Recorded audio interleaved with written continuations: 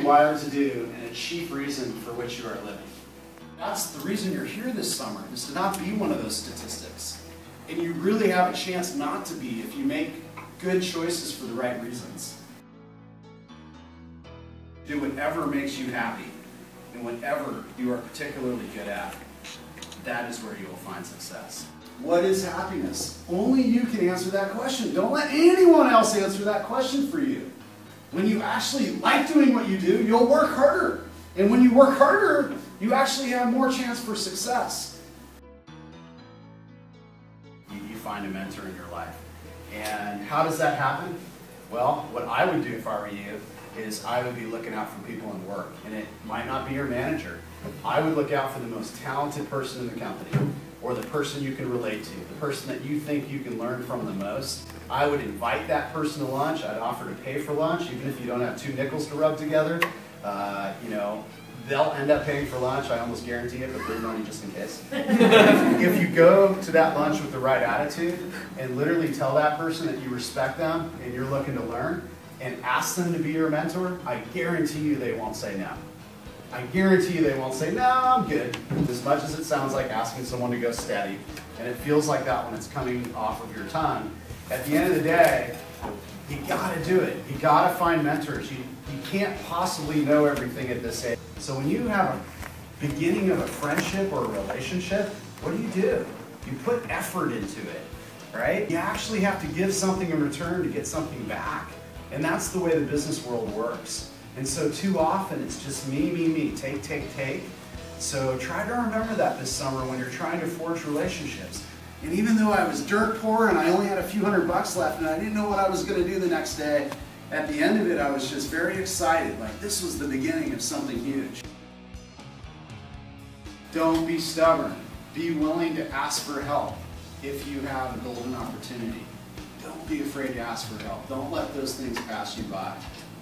I slept on the floor at a warehouse for a month because I had too much pride. And when I finally asked for help, I got it. And that was my first golden opportunity. How much do you need? And I said, I need $25,000. Back then, that was kind of a lot of money.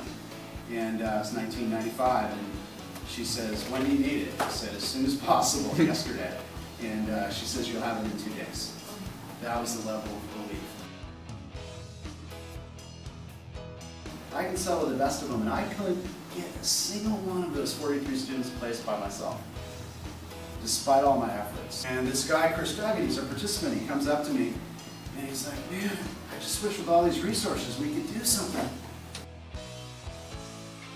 It's because every last student said, I got exposed to something that I'm not getting in school. You know, I'm getting some great lectures, but I'm getting lectures a lot of times from people who haven't been there and done it, and they're not relatable. These people were relatable to me. You found me 30-year-old executives, not Donald Trumps, that I could relate to and say, yeah, I could be like them, I could do that. So that's really why it was such a great experience. My sister called me and she told me that Beth had been murdered. And believe what I had heard. I mean, Beth was my best friend, my confidant, my mentor, my business partner, my cousin, and just looks up at me and I'm like, Beth, what the hell happened to you? And she's like, Eric, this is as far as I can take you. And there's a big ass fire-breathing dragon up that mountain, and I did my best and I tried to slay it for you because I know how bad you want this dream. And I couldn't do it. I'm sorry. And I took that sword, she handed it to me, and right then and there I had a choice. I could have quit. I would have had a lot of reason to quit. Everyone in my life would have understood. And I just looked at her and I made her a promise. And I said, I will never, ever give up on this dream and on my dreams. And I took that sword, I kissed her, I said goodbye, and I went up and I slayed that dragon. And to this day, I keep slaying those dragons, and I will never, ever give up on my dreams. So that was my Beth, and she was taken away from me, and obstacles will happen. Some of you maybe have already had some obstacles in your life. So It's part of being a dreamer. You gotta take the good with the bad. You showed me when I was young just how to grow. You showed me everything that I should know. You showed me just how to walk without your hands. 'Cause Mom